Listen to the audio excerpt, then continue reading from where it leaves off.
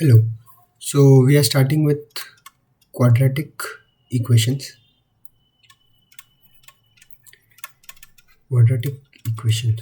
ठीक है, तो क्वाड्रेटिक इक्वेशंस में जाने से पहले हमें पता होना चाहिए व्हाट इज़ पॉलिनोमियल। ठीक है, तो पॉलिनोमियल क्या होता है?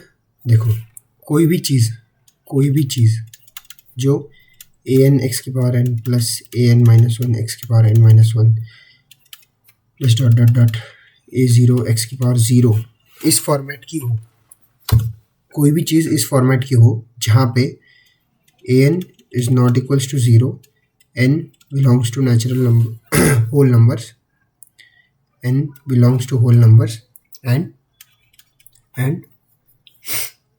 X belongs to real. कोई भी चीज़ अगर इस फॉर्मेट की हो तो इसे हम क्या बोलेंगे? इसे हम बोलेंगे पॉलिनोमियल। ठीक है, अब और एक चीज़, पॉलिनोमियल में हमने एक चैप्टर भी देखा था पॉलिनोमियल, जिसमें हमने पढ़ा था what is degree of polynomial, degree of a term और डिग्री ऑफ पॉलिनोमियल। ठीक है तो डिग्री ऑफ टर्म क्या होता है? जैसे हमारे पास है टर्म 3x², तो इसका डिग्री क्या हो गया? 2। अगर हमारे पास कोई टर्म है 3xy², तो इसका टर्म क्या हो गया? इसका डिग्री क्या हो गया? 1 + 2 जो कि 3 हो जाएगा। तो एक पॉलिनोमियल का डिग्री क्या हो जाएगा? जैसे हमारे पास पॉलिनोमियल है 3x² + 2x + 1, इस पॉलिनोमियल का डिग्री क्या हो जाएगा? इसका highest degree of this polynomial, इसके हर टर्म में जो भी हाईएस्ट डिग्री होगा वो, तो इस टर्म का डिग्री 2 है, इस टर्म का डिग्री 1 है, इस टर्म का डिग्री कितना है? 0। तो हाईएस्ट डिग्री ऑफ पॉलिनोमियल कितना है? 2। तो इस पॉलिनोमियल का डिग्री कितना हो जाएगा? इस पॉलिनोमियल का डिग्री हो जाएगा 2। ठीक है, तो वैसे ही जैसे एक टर्म होता है तो मोनोमियल बोलते हैं, 2 टर्म्स होता है तो बाइनोमियल बोलते हैं, 3 टर्म्स होते हैं तो ट्राइनोमियल बोलते हैं, वैसे ही मल्टीपल टर्म्स होते हैं तो पॉलिनोमियल बोलते हैं, है ना? जैसे हमने यहाँ पे देखा कि मल्टीपल टर्म्स होंगे, है ना? मल्टीपल टर्म्स होंगे। मोनोमियल भी एक पॉलिनोमियल ही है। ठीक है, मोनोमियल भी एक पॉलिनोमियल ही है। ठीक है, चलो और देखते हैं, कुछ एग्जांपल्स देखते हैं कि क्या चीज़ पॉलिनोमियल है और क्या चीज़ पॉलिनोमियल नहीं है। जैसे हमारे पास एग्जांपल है, मान लो पहला एग्जांपल है y = x³ - 1। आप पॉज करना वीडियो को और यहाँ से बताना क्या ये पॉलिनोमियल है। पॉलिनोमियल के लिए हमें क्या देखना है? क्या ये इस फॉर्मेट में है या नहीं है, जहाँ पे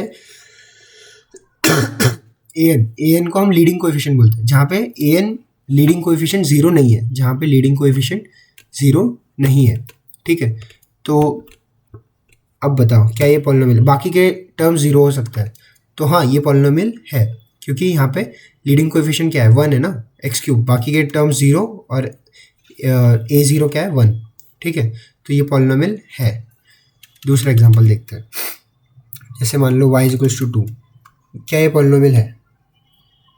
हाँ ये भी पॉलिनोमियल है। ये एक कांस्टेंट पॉलिनोमियल है, इसको क्या बोलते हैं हम? Constant polynomial.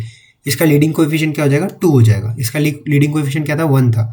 ये उस फॉर्मेट में बैठता है ना where n belongs to whole numbers. So ये व्हेन a0 x⁻0 है ना, यहाँ पे n क्या है? होल नंबर है, 0 है। ठीक है, तो ये भी पॉलिनोमियल होगा। जैसे और एक एग्जांपल देखते हैं, देखो मान लो y = √x + 1। क्या ये पॉलिनोमियल है? तो ये पॉलिनोमियल नहीं है, नॉट अ पॉलिनोमियल। क्यों? क्योंकि यहाँ पे x की पावर कितनी है? 1/2, which is not belongs to whole number नहीं है ना, 1/2 is not a whole number. So ये क्या है? Not a polynomial. सिमिलरली अब आप बताओ x + 1/x, क्या ये पॉलिनोमियल होगा? पॉज करके बताना, है ना, कमेंट कर दो क्या ये पॉलिनोमियल होगा। ये भी पॉलिनोमियल नहीं होगा, not polynomial.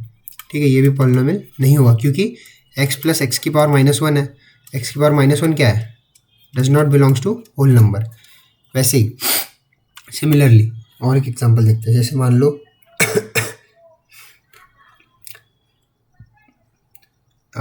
x sin x + 1। क्या ये पॉलिनोमियल है? ये भी पॉलिनोमियल नहीं है, क्योंकि वो an x⁻n + dot dot dot a0 x⁻0 इस फॉर्मेट में नहीं बैठ रहा है ना, इसमें sin x का भी टर्म आ रहा है, यहाँ पे भी x यूज़ हो रहा है, तो ये पॉलिनोमियल नहीं है, नॉट अ पॉलिनोमियल। ठीक है, उसके बाद F of X equals to zero, क्या ये पॉलिनोमियल है? क्या ज़ीरो पॉलिनोमियल होगा? ज़ीरो भी पॉलिनोमियल नहीं होगा, नॉट पॉलिनोमियल। क्यों नहीं होगा? क्योंकि इसका लीडिंग कोएफिशिएंट क्या हो गया? ज़ीरो हो गया ना। ज़ीरो अपने आप में एक पॉलिनोमियल तब होता है जब इसका, ज़ीरो अपने आप में पॉलिनोमियल कभी नहीं होगा क्योंकि इसका हमेशा लीडिंग कोएफिशिएंट क्या रहेगा? ज़ीरो रहेगा। A N equals to zero हो गया ना, मतलब ए ज़ीरो इक्वल्स टू ज़ीरो हो गया, जो कि कभी नहीं होना चाहिए। इसका लीडिंग कोएफिशिएंट यही है, इसके अलावा और कुछ है नहीं। मान लो एक्स क्यूब प्लस ज़ीरो होता तो ये पॉलिनोमियल होता, क्योंकि यहाँ पे एक्स क्यूब है, इसका लीडिंग कोएफिशिएंट वन है। लेकिन जब सिर्फ ज़ीरो है तो इसका लीडिंग कोएफिशिएंट ही ज़ीरो हो गया, तो ये कभी पॉलिनोमियल नहीं होगा। ठीक है। सिमिलरली और दो तीन चीज़ें बताता हूँ। जैसे मान लो जब n ज़ीरो होगा तो इसको क्या बोलते हैं हम? इसको हम बोलते हैं कांस्टेंट पॉलिनोमियल। इसको हम क्या बोलते हैं? Constant polynomial. n वन होगा तो इसको हम क्या बोलते हैं? Linear polynomial. जब n हमारा टू होगा तो इसको हम क्या बोलते हैं? क्वाड्रेटिक पॉलिनोमियल, है ना, क्वाड्रेटिक पॉलिनोमियल। जब n हमारा थ्री होगा तो इसको हम क्या बोलेंगे? Cubic polynomial. जब n फोर होगा तो इसको क्या बोलेंगे? बाई क्वाड्रेटिक या फिर क्वार्टिक, क्वार्टिक QUARTIC पॉलिनोमियल। ठीक है।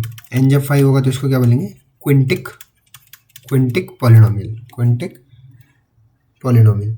जैसे अगर हम जनरल फॉर्म देखें तो जब मान लो क्वाड्रेटिक का जनरल फॉर्म देखते हैं तो क्वाड्रेटिक का जनरल फॉर्म क्या हो जाएगा? A x square plus b x plus c हो जाएगा, है ना। क्यूबिक का अगर जनरल फॉर्म हम देखते हैं तो क्यूबिक का जनरल फॉर्म क्या हो जाएगा? देखो, अगर क्यूबिक का जनरल फॉर्म देखते हैं तो वो क्या हो जाएगा? A x cube plus b x square plus c x plus d equals to zero, मतलब ये is equals to f of x. ये एक क्यूबिक का जनरल फॉर्म है। ठीक है। तो इस लेक्चर में इतना ही करते हैं। इसके बाद ऑपरेशंस इन पॉलिनोमियल वगैरह है वो हम नेक्स्ट लेक्चर में देखेंगे।